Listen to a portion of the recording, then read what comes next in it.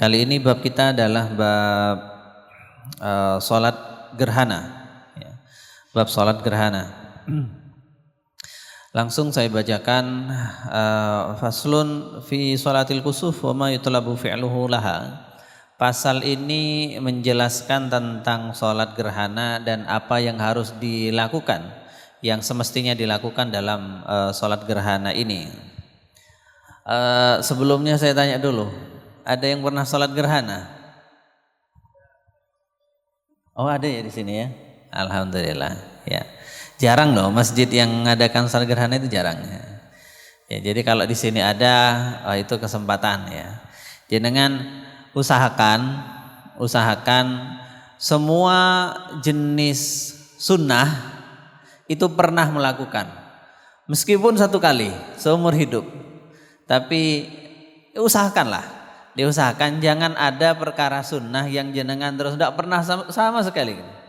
Nah, ini sholat gerhana ini termasuk sunnah yang jarang dilakukan orang ya, jarang. Padahal gerhana ini, kalau gerhana bulan itu tiap tahun mesti ada gerhana bulan. Kalau gerhana matahari kan enggak setiap tahun, tapi gerhana bulan itu tiap tahun. Jadi jenengan kalau misalkan ada kesempatan untuk sholat gerhana, sholat, biar tahu ini adalah bagian syariat yang semestinya jenengan pernah melakukannya. Jadi perkara sunnah itu yang sunnah apa ya, termasuk yang jarang-jarang itu jenengan lakukan. Termasuk beberapa jenis sholat yang nanti kita akan bahas satu persatu insyaallah. Sholat gerhana ini asalnya dari firman Allah Subhanahu wa taala, la tasjudu lisyamsi wala lil qamar wasjudu lillahi alladzi khalaqahunna in kuntum iyyahu ta'budun. Artinya jangan kamu bersujud ke matahari dan bulan, tapi bersujudlah kepada Allah yang menciptakannya kalau kamu benar-benar menyembah Allah. Jadi dulu matahari dan bulan ini ada yang nyembah. Jadi manusia dulu itu nyembah makhluk. Nah, kemudian bertepatan dengan waktu itu putranya Nabi meninggal dunia. Dan kebetulan saat itu terus kemudian terjadi gerhana. Waktu terjadi gerhana itu orang Yahudi punya tradisi. Mereka kalau sudah gerhana itu, kemudian gerhana bulan ya, mereka melempar bulan itu dengan panah. Jadi bulannya itu dipanah, ya nggak nyampe tentunya, tetapi panahnya diarahkan ke atas. Kemudian mereka membunyikan bejana, bejana yang dari logam itu dibunyikan, prong dibunyikan sambil teriak-teriak, suherul qamar. Jadi bulan sudah kena sihir sekarang. Jadi supaya bulan ini lepas dari sihirnya, yaitu bikin kegaduhan. Nah, ini kayaknya kalau zaman dulu saya masih kecil ada ini tradisi kayak gini. Orang mukul-mukul bikin kegaduhan. Macam-macam dipukuli, brok gitu. Itu sebenarnya dari tradisi Yahudi. Kalau sekarang sudah tidak ada ya? Tidak ada sudah. Zaman dulu jenengan banyak yang nutut rasanya, bikin kegaduhan. Ya, ada yang kalau di Indonesia macam-macam lah, bulannya dimakan apa gitu. Ya, seperti itu. Jadi macam-macam mitos itu. Kemudian pas kebetulan putranya Nabi meninggal, tambah lagi satu orang bikin mitos. Oh, ini karena ini gerhana karena putranya Nabi meninggal ini. Nambah lagi mitosnya. Akhirnya Nabi bersabda, inna syamsa wal qamar ayatani min ayatillah. Matahari dan bulan itu adalah dua tanda dari sekian banyak tanda-tanda kekuasaan Allah. Ya. La yankasifani lil mauti ahadin wala li hayatihi. Nah, bulan ini dan matahari tidak akan gerhana karena ada orang yang mati atau ada orang yang hidup. Fa idza ra'aitum dzalik, kalau kamu melihat hal itu, fasallu, kamu salatlah ya. Wad'u, kamu berdoalah. Nah, ini dasar disyariatkannya sholat gerhana pertama kali. Jadi fungsinya, hikmahnya pertama supaya orang yang menyembah matahari dan bulan itu sadar kalau itu bukan sesembahan. Itu bukan sesembahan. Mosok Tuhan terus kemudian kena gerhana. Terus kemudian membasmi mitos-mitos gak jelas itu. Ya itu adalah tanda-tanda kekuasaan Allah yang Allah memang sudah mendesain begitu. Jadi kalau mau bersujud, sujudlah kepada Allah. Gitu saja, simple. Nah, ini juga jadi bukti bahwa Nabi ini, Nabi Muhammad adalah Nabi yang asli. Bukan Nabi gadungan. Apa hubungannya? Seandainya Nabi Muhammad ini adalah Nabi palsu, maka ketika ada mitos yang menguntungkan beliau sebagai seorang nabi. Oh ini putranya meninggal langsung gerhana, pasti diklaim. Tapi bukan. Nabi menjelaskan, enggak gitu. Matahari dan bulan tidak ada hubungannya sama kematian siapapun.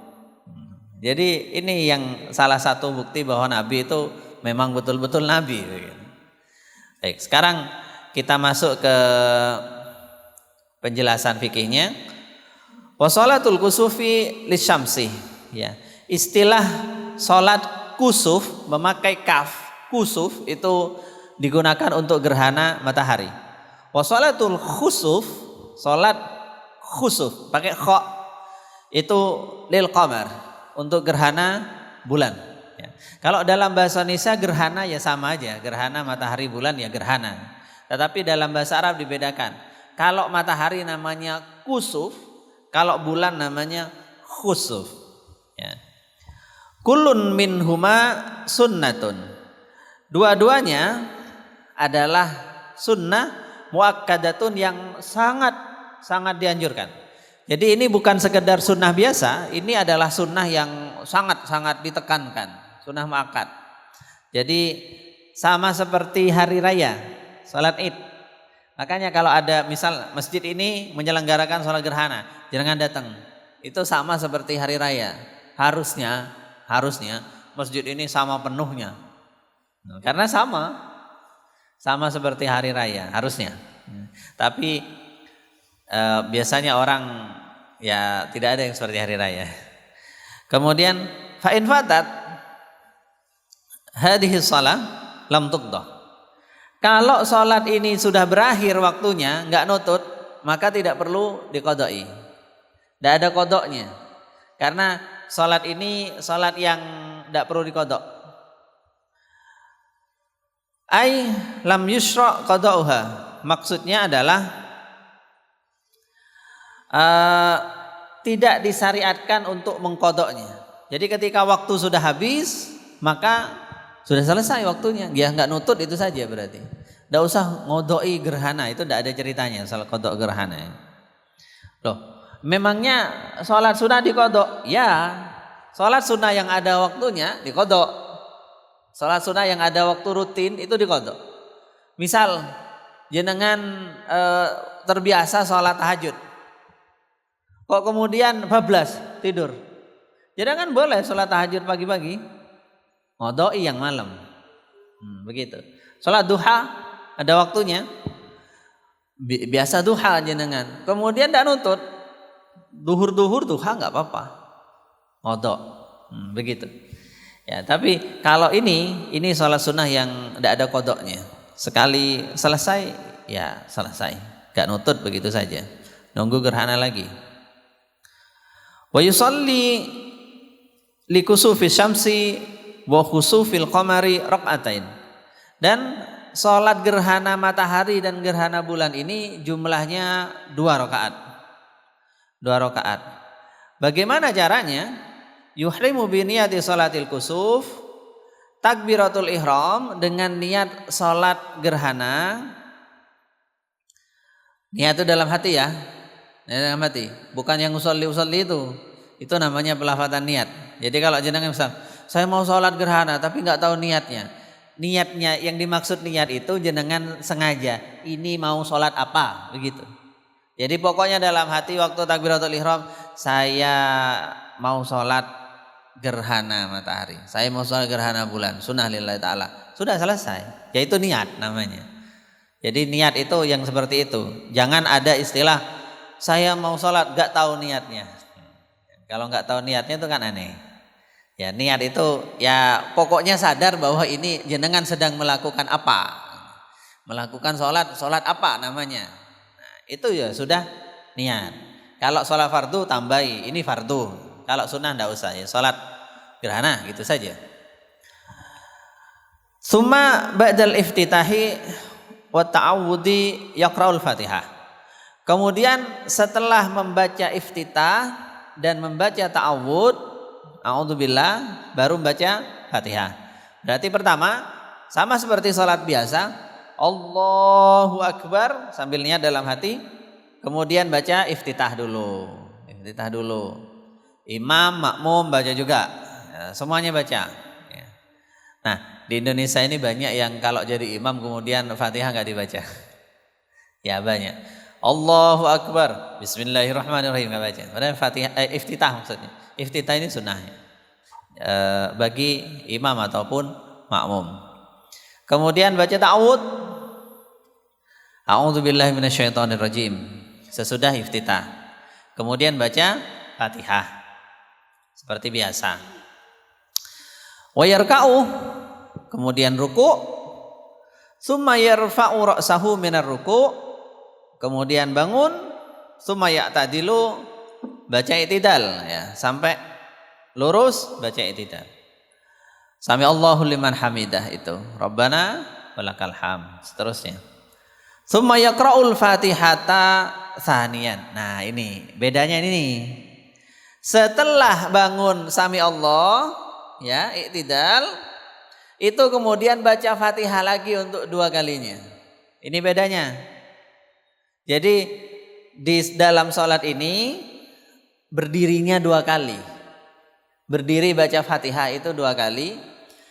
Sami Allahu liman hamidah, Rabbana walakal hamdu. Seterusnya kemudian Bismillahirrahmanirrahim gitu lagi. Ya. Tsumma yarka'u tsaniyan akhafu minal ladzi qabla. Kemudian setelah baca Fatihah yang kedua kali ruku lagi. Cuman rukuknya lebih cepat daripada yang pertama. Sunnah ya, sunnah. Kalau sama gimana? Enggak apa-apa. Summa ya'tadilu saniyan. Kemudian bangun sami Allah lagi untuk kedua kalinya. Jadi proses bangunnya itu dua kali dalam satu rakaat. Ini. Summa yasjudu as-sajdataini bitu'maninatin fil kulli. Kemudian sujud, dua kali sujud seperti biasa dengan tumak nina. Okay. Sujud, duduk di antara sujud, sujud lagi seperti biasa. Lah ini namanya satu rakaat. Jadi bedanya apa? Dalam satu rakaat ada dua kali berdiri, dua kali ruku, dua kali i'tidal. Sami Allah. Itu bedanya. Kemudian sujudnya tetap dua, enggak jadi empat. Tetap dua. Nah, kemudian summa yusolli rakaatan saniyah, kemudian bangun untuk rakaat kedua. Biqiyama ini dua kali berdiri, wa qiraata ini dua kali baca Fatihah, wa ruku'a ini dua kali ruku', wa i'tidala ini dua kali i'tidal. Dua kali sami Allahu liman hamidah. Nah, itu caranya. Kemudian wasujuda ini dua kali sujud. Oke, paham ya maksudnya? Nah, cuman ya itu bedanya. Ini yang membuat sholat ini tidak boleh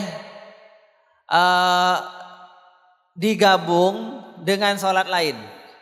Maksudnya imam sama makmum harus klop sholatnya sama. Kalau sholat lain pernah saya jelaskan di sini dulu. Kalau sholat yang normal boleh imam sama makmum gak sama jenis sholatnya. Imam sholat maghrib misalkan, makmumnya sholat sunnah, boleh. Tapi yo gak pantas. Kalau maghrib ya harusnya maghrib. Atau imamnya sholat asar, makmumnya qodok duhur, boleh saja. Ya, tetap sah karena ini sejenis. Yang nggak boleh itu sholat yang gerakannya beda. Gerakan beda itu apa? Ini salah satunya. Sholat gerhana, gerakannya beda. Nggak boleh terus ada makmum sholat saya mau sholat sunnah biasa saja, makmuman. Pada imam yang sholat gerhana, nggak boleh. Nah, demikian juga kalau ada imam sholat biasa, makmumnya saya mau sholat gerhana, makmum sama yang biasa, nggak boleh karena gerakannya beda. Kemudian sholat jenazah juga nggak boleh, harus sama itu, harus klop karena gerakannya tidak seperti sholat yang lumrah setiap hari. Wa hadza makna qaulihi fi kulli raqatin minhuma qiyamani.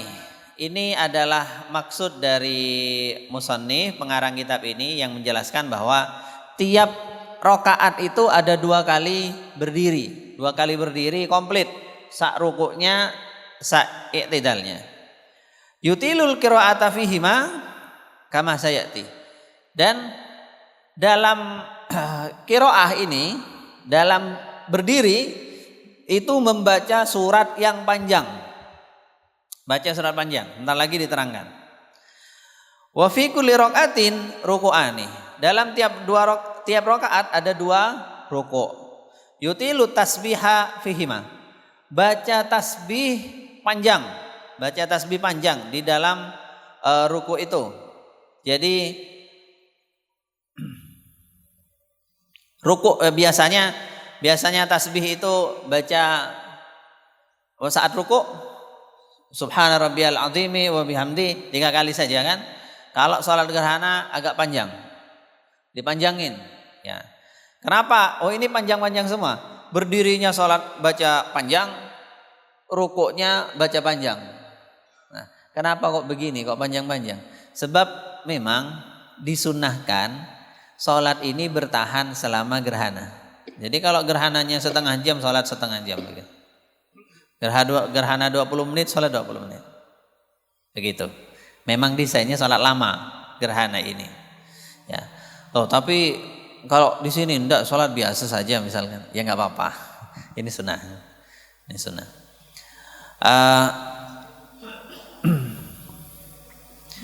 Dunas sujud, bukan sujud. Kalau sujud, fala yutawiluhu. Kalau sujud tidak perlu dipanjangkan, sujud yang biasa-biasa saja, sujud biasa.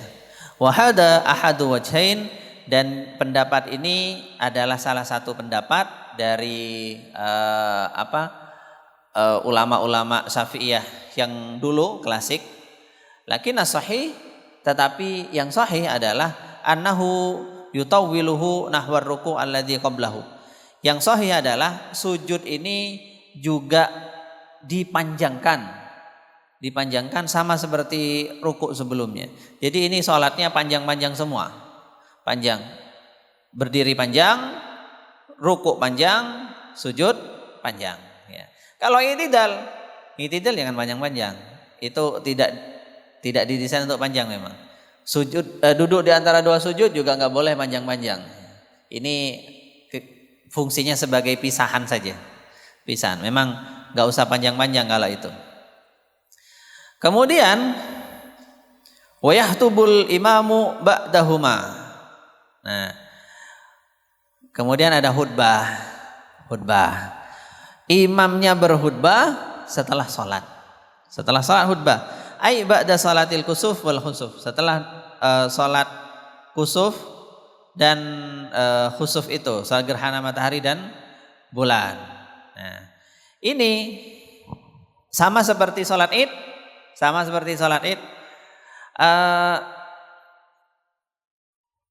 ini harus berjamaah atau tidak?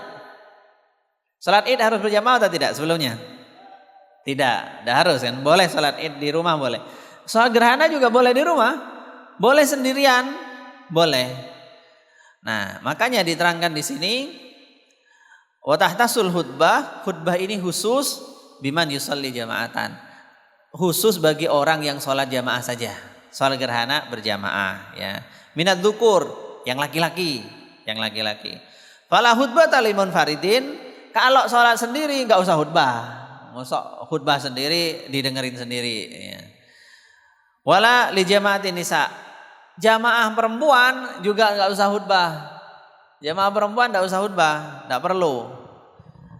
Falau qamat wahidatun minhunna wa wa'adathunna fala ba'sa. Nah, sama seperti Id. Kalau ada terus kemudian salah satunya yang kemudian berkhutbah, ya bukan khutbah namanya, ini sekedar ngasih mauidhah ceramah begitu, enggak apa-apa. Ya sekedar ceramah tapi bukan khutbah. Jadi kalau perempuan enggak usah khutbah ya. Ya. Kemudian khutbah ini khutbahnya 2 kali. Khutbahnya 2 kali. Kahutbatail Jum'ah fil arkan wasyurut. Sama seperti khutbah Jumat dalam syarat-syaratnya, dalam rukun-rukunnya ya. Jadi sama persis lah dengan Jumatan. Masih ingat rukun khutbah? Ada berapa? 5. Apa saja? Hamdalah, alhamdulillah, terus sholawat, terus wasiat, terus ayat, terus doa. Hamdalah, sholawat, wasiat, ayat, doa. Harus ada. Nah, saya ngulang-ulangi terus ini tiap bab khutbah ini. Kenapa? Karena jenengan supaya tahu betul. Kalau pas khotib ada salah, lupa satu, jenengan bisa mengingatkan. Ini Pak Khotib kurang sholawatnya tadi misalkan. Wasiatnya lupa. Nah itu harus. Karena harus tahu. Ini bukan hanya tanggungan khotib. Jadi jemaah juga harus tahu. Ya. Itu harus nyambung dan seterusnya itu ya. Sama. Cuman enggak usah takbir. Ini bukan sholat Id. Kalau sholat Id kan ada takbirnya. Di khutbah pertama takbir 9, di khutbah kedua takbir 7 kali sunnah. Kalau ini tidak usah takbir-takbiran karena tidak ada hadisnya. Jadi langsung seperti khutbah itu biasa. Assalamualaikum, kemudian langsung hamdalah, alhamdulillah. Wa yahussun nasa fil khutbataini ala taubati minadz-dzunub. Ya. Materi khutbahnya apa? Materi khutbahnya adalah mendorong masyarakat untuk tobat dari dosa. Dalam 2 khutbah ini, mendorong masyarakat fil khutbataini dalam 2 khutbah untuk tobat dari dosa. Nah, sebentar. Saya ada satu keterangan ini. Biasanya khutbah kan 2 kali. Tapi nasihatnya biasanya di khutbah mana? Pertama, khutbah kedua? Enggak. Khutbah kedua langsung enggak ada nasihat, cuman rukun, langsung doa biasanya. Nah, itu tradisi Indonesia. Seandainya khutbah kedua itu dikasih mauidhah juga, ya itu benar. Itu benar juga. Enggak salah. Ya, jadi khutbah kedua habis hamdalah kasih mauidhah lagi. Materinya seperti ini, tobat dari dosa. Nah, terus doa terakhir, ya itu benar. Saya dulu pernah, saya sholat Jumat, khutbah Jumat, khutbah kedua saya kasih mauidhah juga. Jadi khutbah pertama mauidhah, khutbah kedua saya kasih mauidhah, tapi pendek gitu. Pendek saya kasih mauidhah juga, karena memang tempatnya begitu. Kemudian beberapa kali akhirnya salah satu takmirnya datang ke rumah. Kemudian tanya, Ustadz, yang kedua itu biasanya nggak usah katanya. Ya sudah nggak apa-apa. Tapi supaya jangan tahu, itu juga tempatnya mauidhah sama sepertinya. Cuman nggak panjang. Tapi orang-orang nanya katanya itu gimana itu kok yang kedua ada mauidhahnya juga? Ya nggak apa-apa. Akhirnya ya nggak apa-apa ya tahu lah kalau nggak apa-apa. Gitu. Ya. Kemudian materinya tadi tobat. Nah, tobat ini sebentar. Tobat ini jadi materi di salat-salat seperti ini. Salat gerhana, salat istisqa, itu materinya yang utama itu tentang tobat. Ya. Artinya apa? Dalam kondisi alam yang tidak normal, ya, kita lebih didorong lagi untuk tobat. Padahal tobat itu hukumnya wajib. Dan gak usah nunggu ada peristiwa apa. Tobat itu harus seketika. Tobat itu gak nunggu hari raya, gak nunggu ada kejadian apa. Tetapi dalam momen-momen seperti ini lebih ditekankan untuk mengingatkan supaya kita bertobat dari dosa. Kenapa kok begitu? Karena momen seperti ini menunjukkan kuasa Allah. Allah loh yang maha kuasa menentukan fenomena alam ini. Macam-macam kita diingatin, awas loh, awas, kamu nanti macam-macam. Nah, gitu. Jadi itu momen yang pas. Wa ala fi'lil khairi, juga didorong untuk melakukan kebaikan-kebaikan. Ya. Min sadaqatin, sedekah, ya, wa itkin, wa nahwi dzalik. Memerdekakan budak. Kalau dulu waktu ada budak itu selalu didorong untuk dimerdekakan. Biar nggak ada, biar habis. Dan budak habis betulan budak. Di dalam Islam kemudian habis betulan. Sebelum orang Barat bilang hak asasi manusia atau segala macam, di Islam sudah tidak ada budak itu. Sudah tidak ada budak. Ketika di Islam tidak ada, orang Barat mulai lagi dengan kolonialismenya itu. Ya, kolonialisme itu dapat fatwa itu dari Paus untuk memperbudak bangsa yang kemudian non Kristen. Akhirnya seluruh Afrika jadi budak, dijual. Kemudian Asia sebagian dijajah habis, diambil hartanya, orangnya ada yang diperbudak, ada yang enggak. Tapi kalau Afrika semuanya, akhirnya ada perbudakan. Kan perbudakan di Barat baru habis ini beberapa tahun yang lalu saja. Ya. 1 abad yang lalu masih banyak budak. Ya. Di dunia Islam sudah tidak ada.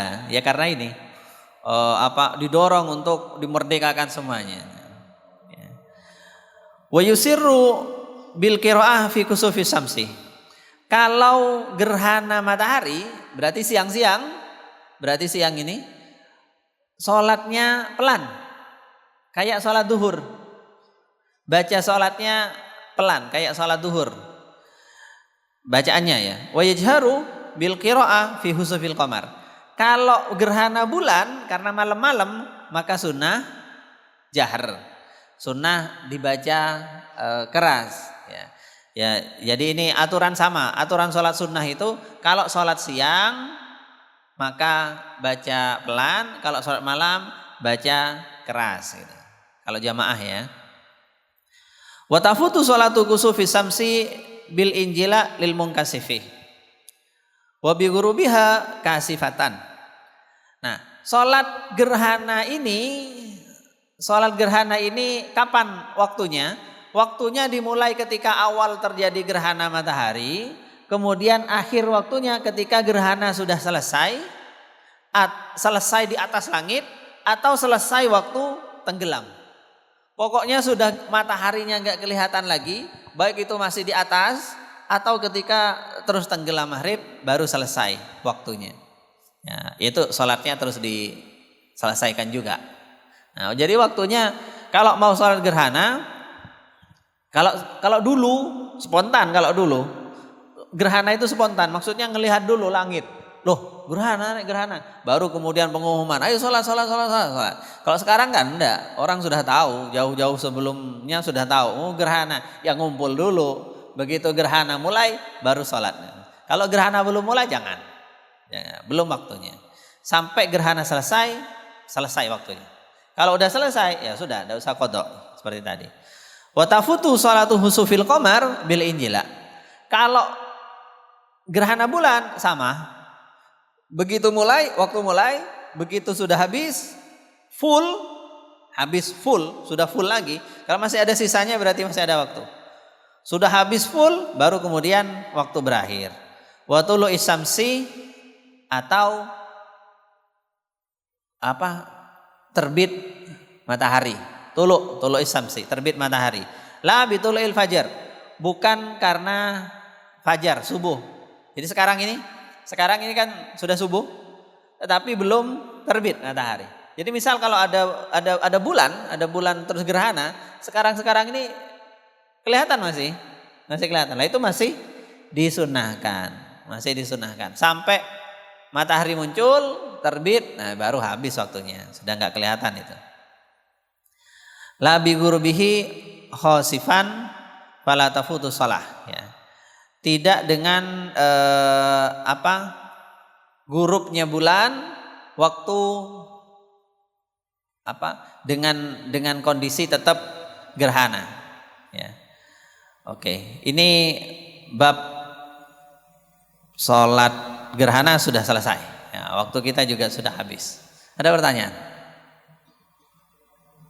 Jelas nggih? Intinya gampang. Sholat ini berdiri 2 kali, rukuk 2 kali, i'tidal 2 kali. Sudah, itu saja bedanya. Monggo, kalau ada pertanyaan. Di luar tema ini juga boleh. Assalamualaikum warahmatullahi wabarakatuh. Waalaikumsalam warahmatullahi wabarakatuh. Terima kasih atas waktunya Ustadz. Yang ingin saya tanyakan ini di luar tema Ustadz. Yang Monggo. pertama yaitu tentang yang pernah saya tanyakan juga tentang kerapatan saf. Kadang ada yang ngambil saf gak mau maju ke tengah. Terus keutamaan, saya minta juga keutamaan saf di depan Ustadz. Apakah harus dipenuhi dulu saf yang di depan kemudian mengambil saf yang di belakang? Pertanyaan yang kedua yaitu posisi mengangkat tangan ketika kita takbir di dalam sholat. Karena saya melihat kadang ada ibu-ibu, terutama ini yang saya lihat, kadang ada yang mengangkat tangan setelah dari rakaat pertama. Padahal setahu saya sepertinya yang dianjurkan untuk mengangkat tangan itu kembali pada saat dari tahiyat awal, setelah kita dari tahiyat awal. Pertanyaan yang ketiga Ustadz, kita sambil mendengarkan ceramah seperti ini, kemudian ada yang sambil ngaji. Bagaimana itu Ustadz? Apa keutamaannya seperti apa? Sementara yang sedang dibicarakan pada saat ceramah itu, pada saat tauziah itu, yang itu mengupas tentang isi Al-Quran atau tentang fikih sholat atau tentang cara-cara ibadah yang lain Ustadz. Terima kasih Ustadz. Wassalamualaikum warahmatullahi wabarakatuh. Waalaikumsalam warahmatullahi wabarakatuh. Baik, pertama tentang soft, ya, tentang soft. Jadi dulu waktu sholat kita pernah praktek waktu bab sholat. Jadi soft itu yang benar susunannya bagaimana? Soft laki-laki dulu. Soft laki-laki itu dimulai dari depan. Kalau belum penuh jangan bikin soft lagi. Kalau sudah penuh bikin soft dari tengah. Jadi tengah, kemudian lurus imam, tengah itu lurus imam, belakang. Kemudian sebelah kanan, kiri, kanan, kiri, kanan, kiri. Begitu. Jadi soft ini bukan bebas. Bukan bebas. Tapi seperti itu aturannya. Jadi dari tengah terus ke pinggir. Ke pinggir. Udah penuh, tengah lagi. Nah, ini banyak yang menyangka soft ini bebas. Pokoknya masuk barisan. Akhirnya soft ini sering softnya dari 3. Soft yang di tengah, aliran tengah, kemudian aliran sebelah pinggir kanan, sebelah pinggir kiri. Lah itu. Lah ini yang enggak benar ini. Gimana enggak benarnya? Kata Nabi, di tengah-tengahnya itu yang kosong, setan itu yang ngisi. Maksudnya enggak husuk. Enggak husuk. Jadi sholat itu begitu. Merapatkan barisan itu simbolnya banyak, ya, banyak. Termasuk biar umatnya rukun, ya. Jangan pisah-pisah. Nah, terus kalau perempuan enggak harus dari awal, tapi dari belakang. Kalau perempuan, belakang dulu, kemudian soft di depannya lagi, kemudian soft di depannya lagi. Nah, ini yang repot ini. Secara teknis repot. Kenapa? Karena banyak masjid tidak didesain seperti itu. Coba di sini, perempuan itu kalau sholat dari belakang buntu pintunya, ya kan? Nah ini repotnya. Karena biasanya masjid itu kalau memang didesain untuk nyusun soft itu seperti ini bagus, depan belakang, ya, depan laki-laki, belakang perempuan. Kemudian ada pintu samping untuk perempuan. Jadi pintu itu untuk nyusun soft dari belakang terus ke depan begitu. Oke. Tapi ini sunnah ya. Seandainya nggak begitu gimana? Ya nggak apa-apa. Cuman sunnah dalam bab ini tidak dapat, itu saja. Kemudian mengangkat tangan dari sholat. Oh iya, kapan harus dari sujud mengangkat tangan? Kapan harus mengangkat tangan?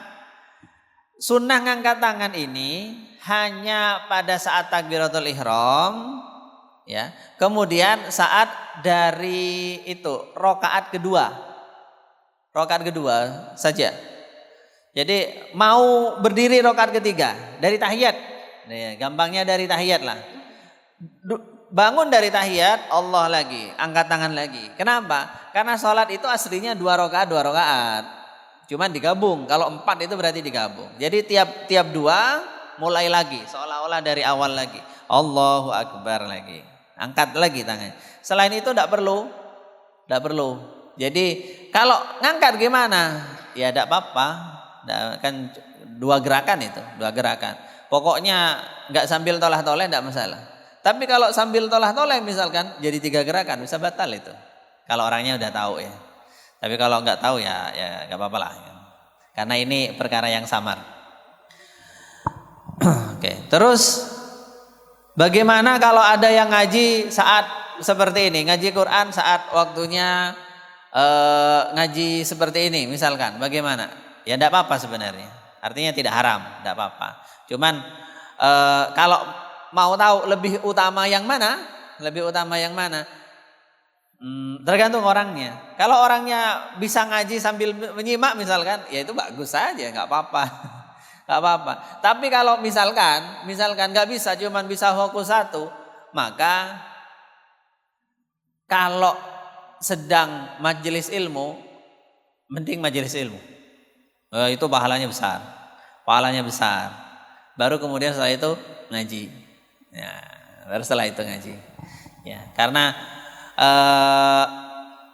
ngaji seperti ini ngaji. Ini ada di puncak pahala itu. Orang nyari ilmu itu. Jadi dibanding ngaji personal yang tidak paham. Nah, itu. Kecuali kalau ngajinya paham, ngerti.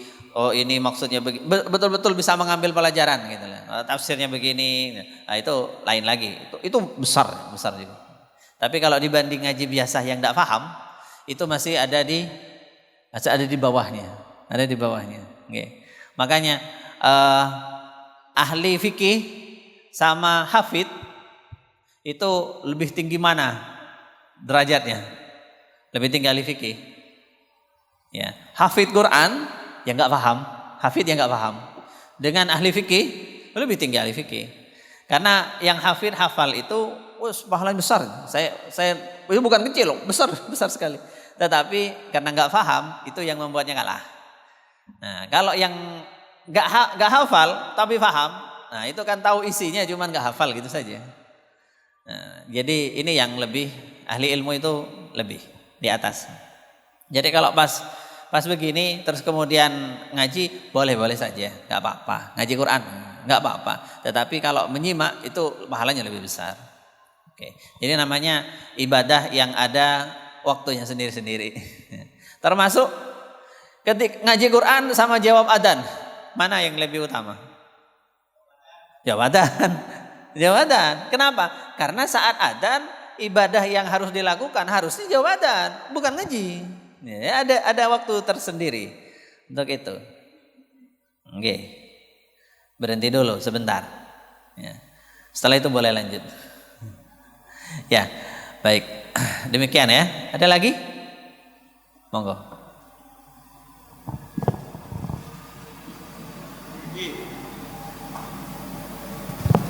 Assalamualaikum warahmatullahi wabarakatuh.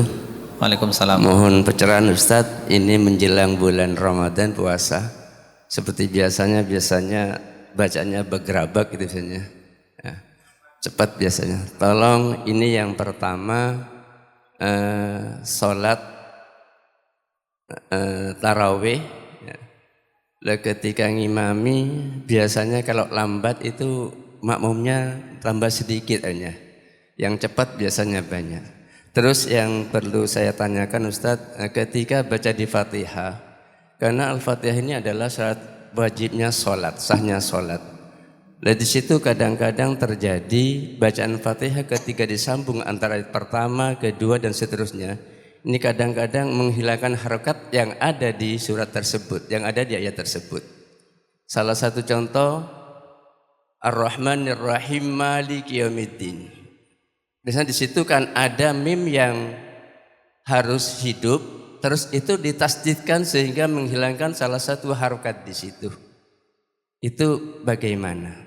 Terus yang kedua, di Al-Fatihah juga ada bacaan yang seharusnya itu tidak dimatkan, tidak mat lalu dimatkan, atau tidak panjang jadi dipanjangkan, sebaliknya.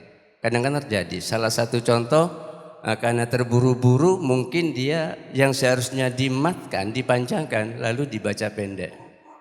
Itu yang kedua. Yang ketiga, itu sampai hilang tumak ninanya, sehingga dari gerakan sami Allah i'tidal dan sujud itu tidak ada tumak nina, sehingga gerakan tangan tidak berhenti langsung dilanjut dengan sujud. Itu bagaimana? Tolong pencerahan karena ini mendekati bulan Ramadan. Terima kasih. Baik, pertanyaan bagus ya, kritis sekali. Yang pertama, sholat cepat dalam taraweh ya. Baik, pertama, taraweh itu sebenarnya bukan sholat cepat. Tarawih itu sholat lama. Desainnya tarawih itu sholat lama. Jadi kalau jenengan merasa sholatnya itu lama, saya kasih tahu bagaimana sholat qiyamul lailnya Rasulullah. Rasulullah sholat qiyamul lail pernah 3 hari yang bareng. Mulainya kapan? Agak malam. Agak malam. Ya mungkin kalau sekarang jam 10 lah. Agak malam. Jadi setelah Isya masih agak malam, baru sahabat ngumpul semua. Rasulullah sholat. Kapan selesainya? Sekitar 10 menit sebelum sahur. Nah, itu baru selesai. Oke. Jadi kalau mau sholat niru Rasulullah seperti itu. Sahabat kemudian di era sahabat gak kuat. Di era sahabat gak kuat. Karena gak kuat, akhirnya begini saja. Sholatnya diperpendek. Diperpendek itu maksudnya gak sampai subuh. Diperpendek maksudnya nggak sampai subuh. Cuman tetap lama Pak. Ukuran standar kita tetap lama, jam-jaman. Dan itu sebagai kompensasi waktu yang panjang itu kemudian kita perbanyak rokaatnya. Akhirnya sholat 20 rokaat. 20 rokaat itu di era sahabat. Di era sahabat. Dimulai dari masa sahabat Umar. Ya. Jadi memang desain sholat panjang, bukan sholat pendek. Nah kemudian bagaimana kalau begini? Ini jadi imam itu repot sekarang. Kalau sholat panjang, makmumnya tidak ada, sedikit, lari ke yang pendek, ke yang cepat. Begini aturannya, kita sholat itu mencari ridho Allah, jangan mencari ridho makmum. Loh, mencari ridho Allah, jangan cari ridho makmum. Nanti kalau sudah terbiasa, makmum itu kalau sudah sadar, ini tetap ikut. Di masjid ini tetap biasa kan, nggak cepat kan? Banyak tapi ya. Di Masjid Jami 1 jam di situ. Saya kadang punya tugas di situ 1 jam. Di tempat saya di rumah setengah jam, 30-35 menit biasanya. Ya ada. Ya memang nggak banyak tapi tidak masalah ya. Yang penting kita menghadap Allah itu bagus gitu saja. Ya. Sekaligus ngajari. Karena biasanya kalau nggak begitu, nggak dilatih begitu, masyarakat itu sampai ganti generasi sekian itu tetap nggak kuat. Tetap. Coba terus diajari sekali, enggak. Masyarakat itu kuat waktunya tarawih, ya sadarlah. Tapi memang tarawih itu untuk menghidupkan malam Ramadan kok. Jadi setengah jam itu standar. Paling cepat taraweh berapa menit? Paling cepat kalau hitung-hitungan ya, hitung-hitungan saya pribadi. Tapi banyak kiai-kiai yang bilang begitu juga sama. Paling cepat itu 20 lah. 20 itu cepat itu sudah. Karena 20 rakaat. Berarti 1 rakaat 1 menit itu standar sholat, ini sholat biasa. Kalau lebih cepat dari ini 15 belepotan itu. Apalagi 10 menit, pasti itu banyak salah-salah Fatihahnya. Seperti yang ini. Misalkan yang paling Fatihah itu cara bacanya ada yang sunnah, ada yang wajib ya. Yang wajib itu yang bikin gak sah, kalau sampai mengubah lafaz atau mengurangi huruf, mengubah makna atau mengurangi huruf. Misal tasdidnya hilang, Bismillahirrahmanirrahim, hilang itu sudah. Bismillahirrahmanirrahim. Iyyaka na'budu wa iyyaka nasta'in, hilang. Hilang. Ya, itu nggak sah salatnya. Kalau jenengan bermakmum pada orang yang begini, nyari imam lain. Iya, nggak sah salatnya, percuma itu, cuma dapat kesel. Ya, mesisan jenengan gini aja. Kalau memang nggak kuat saya, salat tarawih 2 rakaat saja, tapi yang bagus. Kalau memang nggak kuat 2 rakaat saja, tapi yang bagus. Itu mendingan daripada salat yang sampai mengorbankan kesahannya. Ya. Kalau soal mat ada yang panjang dan pendek, itu sunnah. Seandainya salah soal mat itu selama tidak mengubah makna, tidak masalah ya. Nah, kalau soal baca nyambung wasol, baca nyambung itu ada caranya. Caranya kalau nyambung, harkatnya itu dibaca di akhir. Jadi Bismillahirrahmanirrahim, alhamdulillah. Jangan Bismillahirrahmanirrahim, alhamdulillah. Ar-Rahmanirrahim maliki yaumiddin. Kan, Ar-Rahmanirrahimi maliki. Begitu. Iyyaka na'budu wa iyyaka nasta'in nuhdinas. Begitu bacanya kalau mau sambung. Bismillahirrahmanirrahim. Alhamdulillahirabbil alamin arrahmanirrahim maliki yaumiddin. Iyyaka na'budu wa iyyaka nasta'in nuhdinas siratal mustaqim. Begitu caranya. Kalau mau baca sambung ya. Termasuk ini adzan juga sama caranya. Dulu saya di pondok kalau ada anak adzan terus adzannya kok nyambung tapi enggak dibaca benar, biasanya sama kiai itu turun langsung adzan yang benar, adzan lagi gitu. Misal Allahu akbar, kalau ini bisa kan? Allahu akbar bisa kan?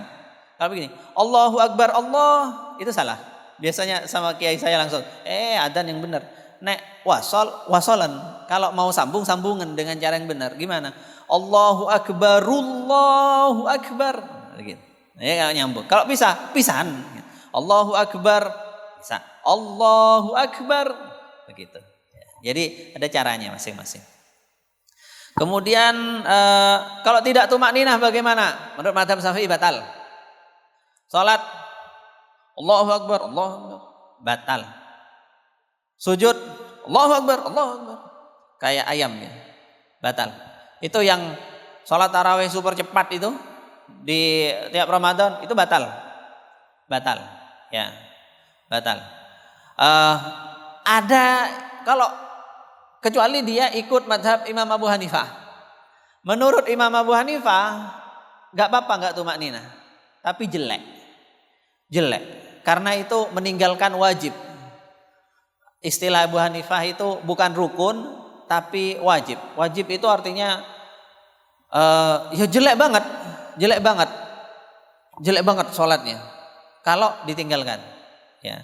Ini kalau mau sholat jelek ya sah tapi jelek banget. Itu tidak dilakukan ini oleh ulama Hanafiyah. Enggak dilakukan. Itu ya silakan saja. Tapi kan jelek. Ya masuk sholat setahun sekali terus sholatnya jelek itu kan enggak benar ya. Baik. Saya kira demikian.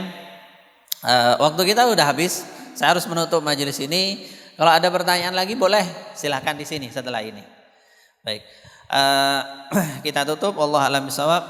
Alhamdulillahirabbil alamin hamdan yuafi ni'amahu wa yukafi mazidah. Subhanaka la nusyita alaika anta kama sanaita ala nafsika. Allahumma shalli ala sayyidina Muhammad wa ala ali sayyidina Muhammad. Allahumma ij'al jam'ana hadha jam'an marhuma wa tafarraqana min ba'dihi tafarruqan ma'suma wa la taj'al fina wa la minna syaqiyan wa la matrudan wa la mahruma. Rabbana atina fid dunya hasanah wa fil akhirati hasanah wa qina adzabannar wa qina al-jannata ma'al abrar ya aziz ghafar. Subhana rabbika rabbil izzati amma yasifun wa salamun alal mursalin walhamdulillahi rabbil alamin.